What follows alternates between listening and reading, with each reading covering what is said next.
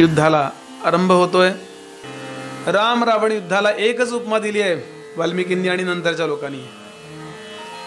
उपमा देतो ना आपण काही गोष्टींना की भयंकर युद्ध कसं होतं.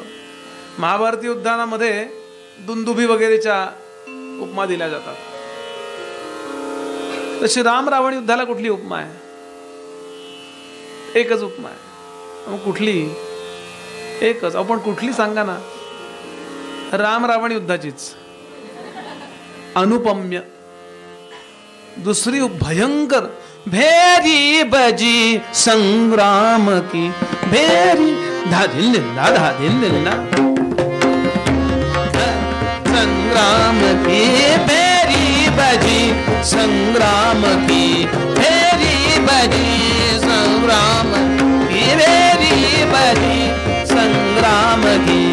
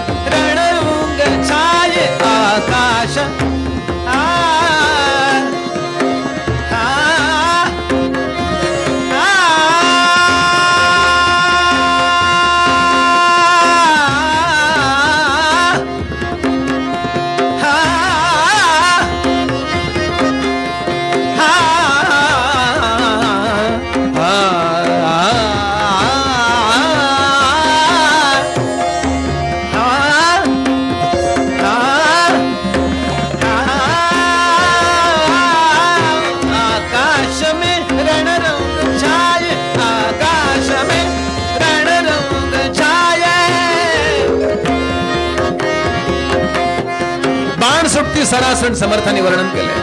भाले वाजती खणाण. कुणाला मृत्यूची भीतीच उरली नाही. मरायची घाई जशी हल्ली ड्रायव्हिंग करताना होते. जीवन स्वस्थ होऊन गेलं. माणूस एरवी जीवाला जपतो, पण आता काय करू? कल्पना करा डोळ्यासमोर. ज्यांचं हिमोग्लोबिन 2 असेल त्यांना कळणार नाही.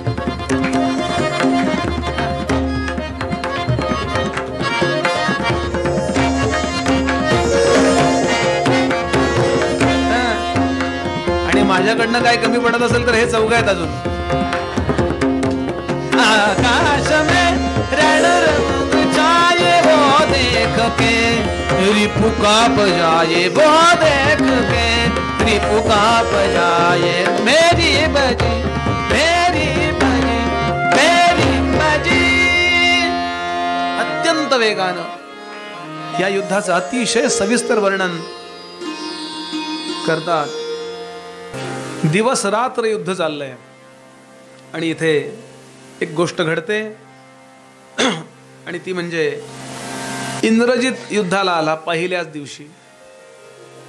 आणि इंद्रजितानं रात्रंदिवस युद्ध चाललंय. म्हणजे धर्मबिर्म सगळं बाजूला. सूर्योदयाला युद्ध सुरू, सूर्यास्ताला बंद, असं करायला पाहिजे. पण इंद्रजित अपरात्री राक्षस मंडळी त्यांच्या मंत्रांचं बळ रात्री वाढतं आणि राम लक्ष्मणावरती नागपाश सोडले. बेसावध होते रामराय. दोघंही मूर्छित झाले. शेकडो नागांनी राम लक्ष्मणांना गुंडाळलंय. राम लक्ष्मणांचं शरीर काळं ठिक्कर पडलं. दोघंही आडवे पडले. वाल्मिकी रामायण सांगतोय. आणि संपूर्ण वानर सैन्यामध्ये शोककळा पसरली. कारण ज्यांच्या करता युद्धाला आलो तेच. पटकन इंद्रजिताने एक गोष्ट केली. रावणाच्या आज्ञेनं पुष्पक विमान घेतलं, त्यामध्ये जानकीला बसवलं. चला यजमानांची अवस्था बघायला.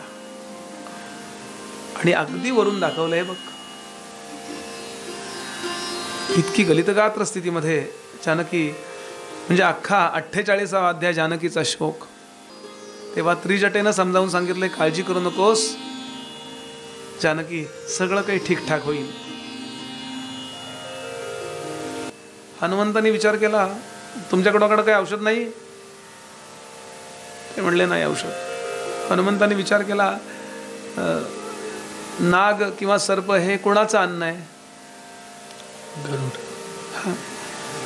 बरं, तो अन्न हा कलिगच आहेत ना दोघं. विष्णूच्या दारातले मित्र आहेत ते. म्हणून फक्त गरुडाला फोन लावला, मिस्टर गरुड कम हियर. गरुड नुसता तिथे आला की हे सगळे नाग जातो, आम्ही जातो. सगळे नाग निघून जातात. राम जागे होतात, लक्ष्मण जागे होतात. पुन्हा वेगानं युद्ध सुरू होतं. उत्तम औषधी आहेत त्यांच्याकडे. आणि धूम्राक्ष आणि हनुमान, धूम्र म्हणजे धुरासारखे डोळे असणारा, तांबरलेले. हनुमंत फारच मारामारी करत बसत नाहीत. हनुमंतानी जसा आपण कपडा पिळतो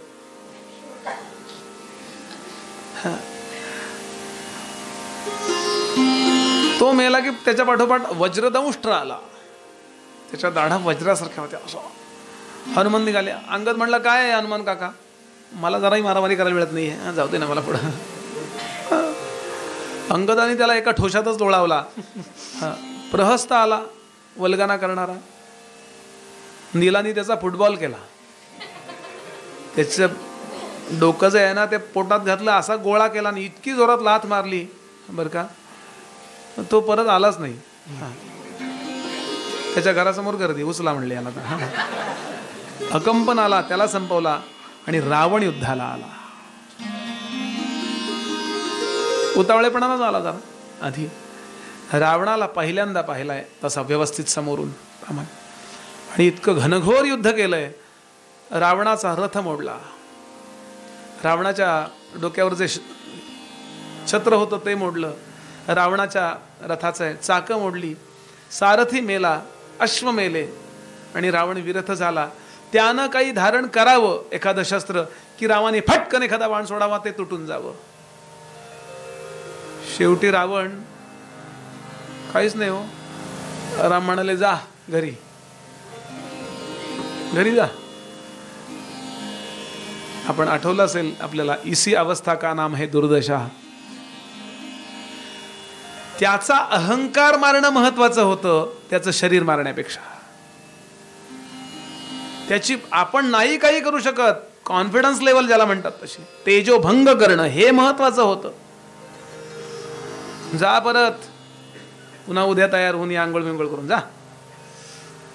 इतकं त्याला रावणाला घरी आल्यावर असं वाटलं, मेलो असतं तर बरं झालं असतं, मेलो असतं तर बरं असतं. केशवायन म्हणतच नव्हता तो, मेलो असतं तर बरं झालं असतं, मेलो असतं तर बरं झालं असतं, मेलो असतं तर बरं झालं असतं. रात्रभर झोप नाहीये त्याला. आणि कुंभकर्ण इतका रागावला, अरे मी असताना तू कशाला युद्धाला गेलास. आणि कुंभकर्ण येतो.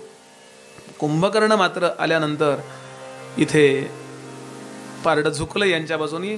कारण कुंभकर्ण म्हणजे 4 मजली बिल्डिंग असो, तो आपण जसे शेंगदाणे फुटाणे पटापट असे एवढे एवढे खाऊ शकतो, असे 100 वानर उचलून खायला लागतो. किंवा त्यांना फक्त फुंकरीने मारतो. वानर पळून जातात आणि याच्यासमोर कुणाचंच काही चालत नाही. अजस्त्र काम. राम विचार करतात, माझी माणसं मरतायत म्हणून राम पटकन युद्धाला जातात. आणि रामाने बाण सोडले. रामांच्या हातूनच मरणार होता तो.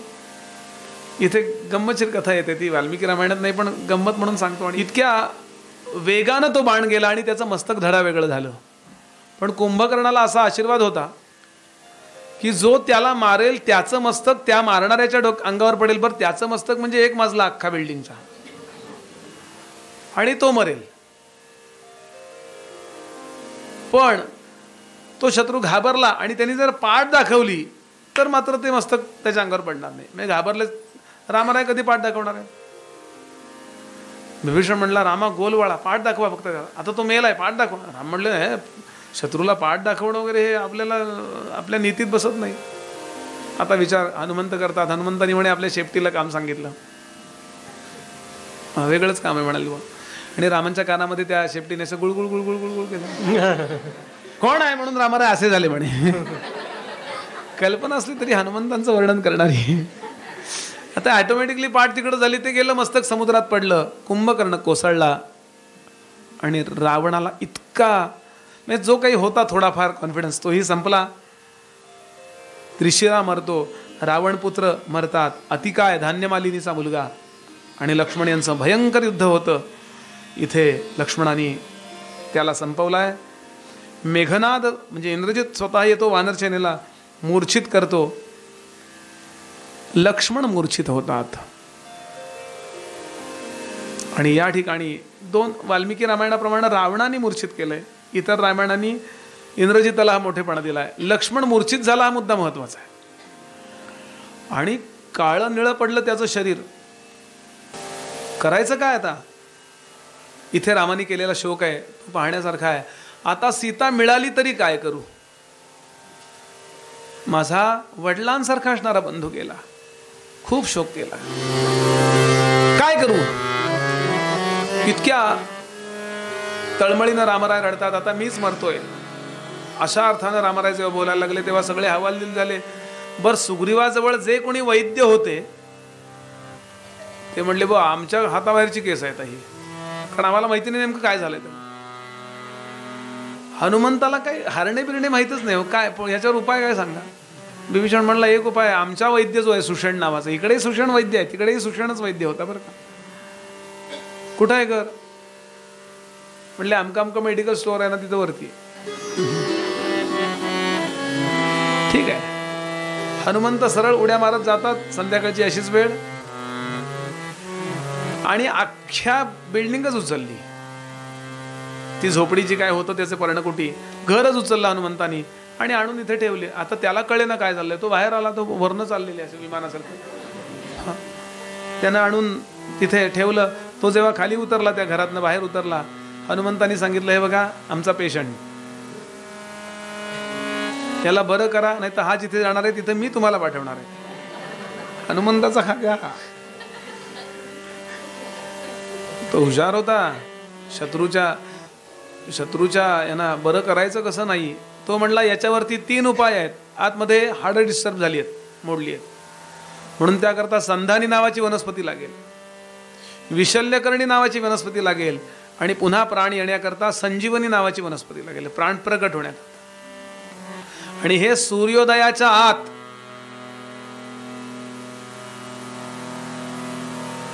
कोण आणेल? इथे फार सुंदर श्लोक आहेत. रामाने बोलवलं नलाला, नला निला या सगळ्यांनी, आता कोण आणेल हे? कुठं आहे? मिळाले? ते म्हणले फार जवळ नाही आहे मेडिकल स्टोअर, हिमालयात आहे, म्हणजे अख्खं भारत ओलांडून जायचंय. नलाला विचारलं, बाबा तू किती वेळात येईल? नल स्त्रीरात्रे पुनरेती गत्वः. नल म्हणाला, मी 3 रात्र आणि 3 दिवसात परत जाऊन ये, एवढा मी फास्ट जाऊ शकतो. बर. तथैव मैंद द्विविधौ द्विरात्रे. मैंद आणि द्विविध नावाचे वानर म्हणले, आम्ही 2 रात्रीत येऊ. सुग्रीव नीलो पुनरेक रात्रे. सुग्रीव आणि नील म्हणाले, आम्ही 1 रात्र आणि 1 दिवसात 24 तासात येऊ. उपयोग काय या सगळ्याचा? वीरोंगदो याम चतुष्टयेच. अंगद म्हणला, मी 16 तासात येईन, उद्या दुपारी 12 पर्यंत परत येईन. अरे पण सूर्योदयाच्यात विषय मिटणार आहे, कोण जाईल? हनुमंताला विचारलं, तुम्ही जाल? हो म्हणले. किती वेळात याल? ते म्हणले, तुम्हाला किती वेळात पाहिजे सांगा. असे कार्यकर्ते पाहिजेत हो. आता एकाला सांगितलं, जरा चुना आणि पानं घेऊन येतो, 2 रुपये दिले. दुकान उघडं असेल का? पानं शिल्लक असतील का? तिथपर्यंत गेला. कुठल्या रुपयाची पानं आणून कुठल्या रुपयाचा चुना आणून? दिल्लीत होता का पूर्वी तू? हनुमंताने विचारलं, किती वेळात पाहिजे तुम्ही मला सांगा. ते म्हणले, तू जास्तीत जास्त किती वेळात येऊ शकतोस? काय श्लोक आहे? तैलाग्रे सर्षपस्य स्फुट नरवय परस तत्र गत्वात्र चैमी. तैल म्हणजे तेल तापलं, आणि त्याच्यात सर्षप म्हणजे मोहरी, ती टाकल्यावर फुटायला किती वेळ लागतो? तेवढ्या वेळात जाऊन येतो म्हणला. त्या कालनेमीने वेळ काढला नसता तर हे पटकन जाऊन आले असते हो. निघाले, इतक्या वेगानं जय रघुवीर म्हणून उडाला, निघाले हनुमंत. पूर्ण लंका मधला समुद्र भारत अख्खा मरून सरळ सुपरसॉनिक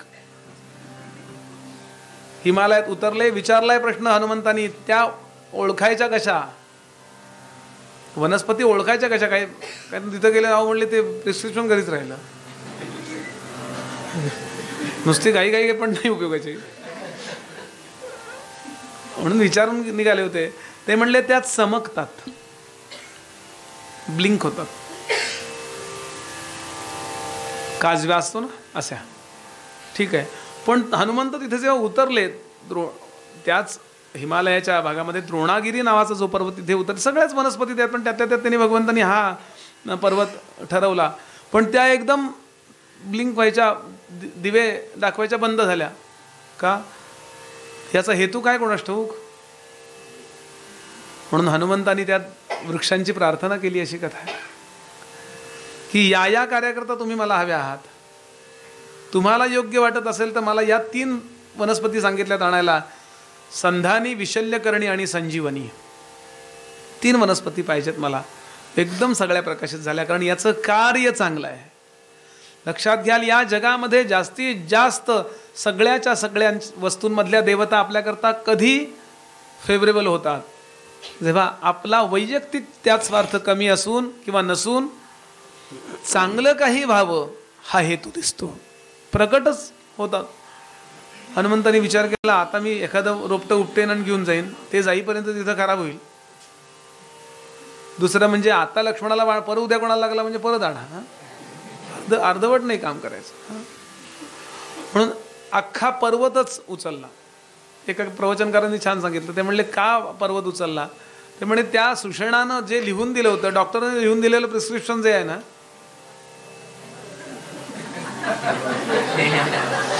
असं त्यांनी सांगितलं, ते त्यालाही कळलं नाही म्हणे. कुठलं मेडिकल, अख्खं मेडिकल स्टोअर उचललं. नुसतं उचललं नाही, आणीला, आणि युद्ध संपल्यावर मागुता नेला, गेला आला मनोगती. कार्यकर्ता कसा असावा, नाहीतर कीर्तन होती म्हणून टेबल आणीला. पेपर वाचायचा होता म्हणून शेजाऱ्याकडनं पेपर, वर्तमानपत्र सकाळ आणीला. संध्याकाळी अहो पेपर मागितलाय वडिलांनी, ते ऑफिसमधून आले तर घेऊन जा रुपयाचा पेपर. मग तू घे केले का?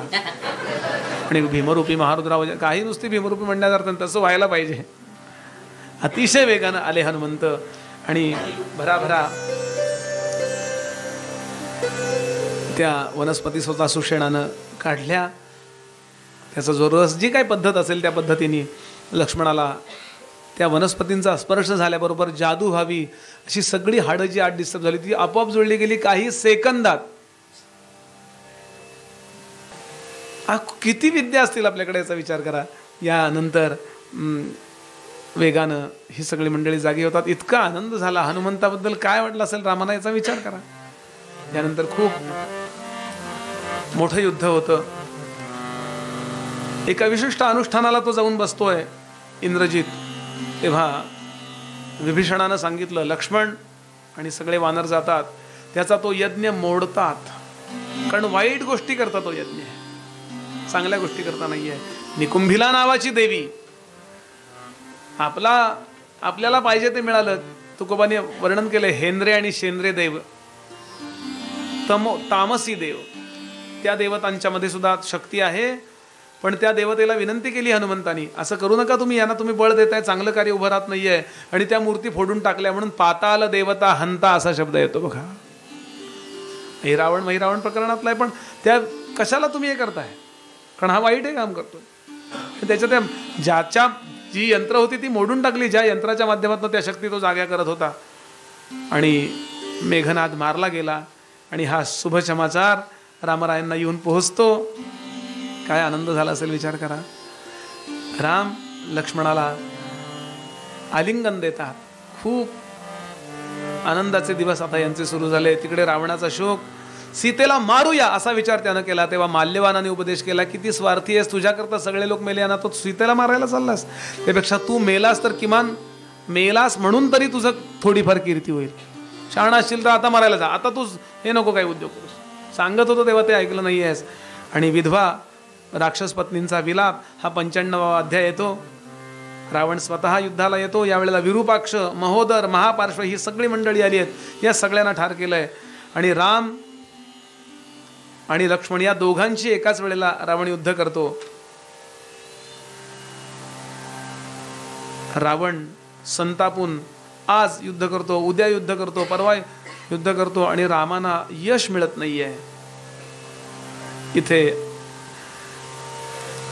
राम थोडे अस्वस्थ होतात. आज का निष्फळ होती बाण. तेव्हा एका पहाटे रावण अजून युद्धाला यायचा. राम पहाटे उठून स्नान संध्या करतायत. इतक्यात ज्यांची भेट या नाशिकला पंचवटीला झाली होती ते अगस्ती प्रगट होतात आणि सांगतात, रामा मी सांगतोय ते स्तोत्र म्हण. आणि ते आदित्य हृदय कवच त्याच्याकडनं म्हणून घेतलं. आणि रामराय त्या दिवशी युद्धाला जातात. महाभयंकर युद्ध होतं. पण रावणाला बाण मारल्यावर त्याचं मस्तक पडलं की नवीन डोकं उगवतं, असा अख्खा अध्याय आहे. पुन्हा बाण मारतात, पुन्हा डोकं उगवतं, पुन्हा शेवटी ते त्या दिवशी इंद्राने पाठवलेला जो रथ आहे त्याचा सारथी आहे मातली, इंद्राचा सारथी आहे.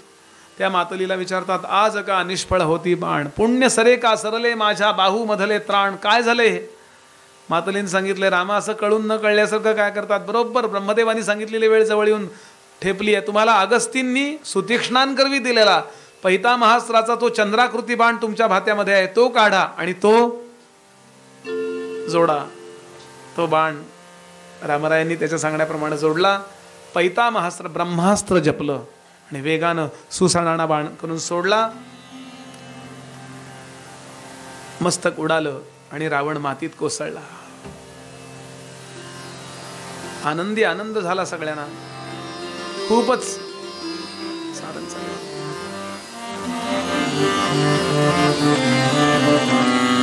आता इथे एक प्रसंग घडलाय. ज्या रावणाकडे 1.25 लाख नाती 1.25 लाख पोती, नातवंड किती होती? 1.25 लाख नातवंड, 1.25 लाख पतवंड, 1.25 लाख नाती 1.25 लाख पोती. उस रावण के घर में न दिया न बत्ती. मना सांग पा रावणा काय झाले. समर्थ वर्णन करतात, अकस्मात ते राज्य सर्वई बुडाले. म्हणून कुडी वासना सांडी वेगी. बळे लागला काळ हा पाठी लागी. जय जय रघुवीर समर्थ. आता त्याचा अवधूतही कोण करणार? अग्नी कोण देणार त्याला? राम म्हणाले, रे विभीषणाला सांग. विभीषणाने सांगितले, माझा त्याग केलाय त्यामुळे मी आता त्याचा भाऊ नाही. तेव्हा राम या भारतीय संस्कृतीतला मृत्यूनंतरचा सर्वोत्तम संबंध सांगणारा श्लोक सांगतात, मरणांतानी वैराणी. माझं आणि त्याचं शरीराचं वैर नव्हतं, विचारांचं वैर होतं. नाईलाजानं मला त्याला मारावं लागलं. विभीषणाला सांग, तुझा भाऊ म्हणून नव्हे, तो माझा भाऊ होता असा विचार कर आणि त्याचा वृत्तदेह कर. शत्रूच्या देहाची कधी विल्हेवाट वाईट अर्थानं भारतीयांनी लावली नाही. ही भारतीय संस्कृती आहे. उगाच म्हणायचं का चांगली? शिर कापून नाही नाहीत आमचे लोक. पुन्हा सांगा, रामकथा ऐकायला पाहिजे का नको?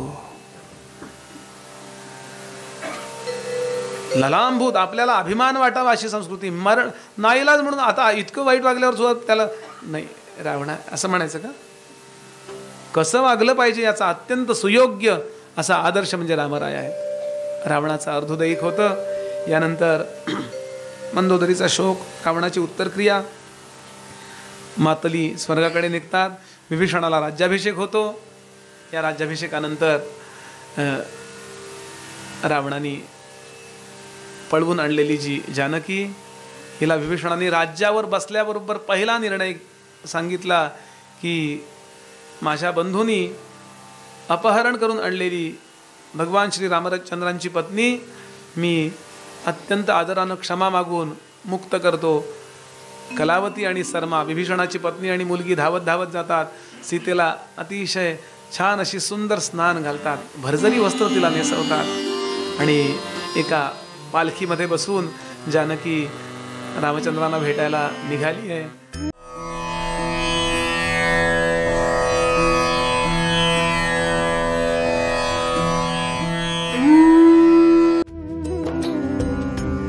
श्रीराम समर्थ. नवीन येणाऱ्या कीर्तनांचं प्रवचनांचं नोटिफिकेशन मिळवण्यासाठी मकरंद बुवा सुमंत रामदासी यांचं हे यूट्यूब चॅनेल सबस्क्राईब करा आणि बेल आयकॉन दाबा. जय जय रघुवीर समर्थ.